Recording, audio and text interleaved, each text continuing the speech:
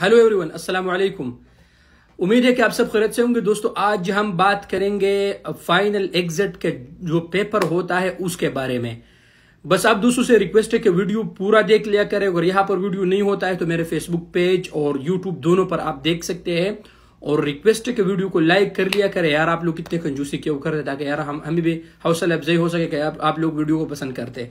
देखिए दोस्तों, मुझे एक भाई ने फोन किया था पाकिस्तान से। वो नए वीजे पे आना चाहता था। कुछ वक्त पहले वो खुर्जनियाई पे गया था। तो मुझे कहा कि यार उमेर भाई, मेरे पास खुर्जनियाई का पेपर वो एजेंट मांग रहा है और मैं क्या करूं।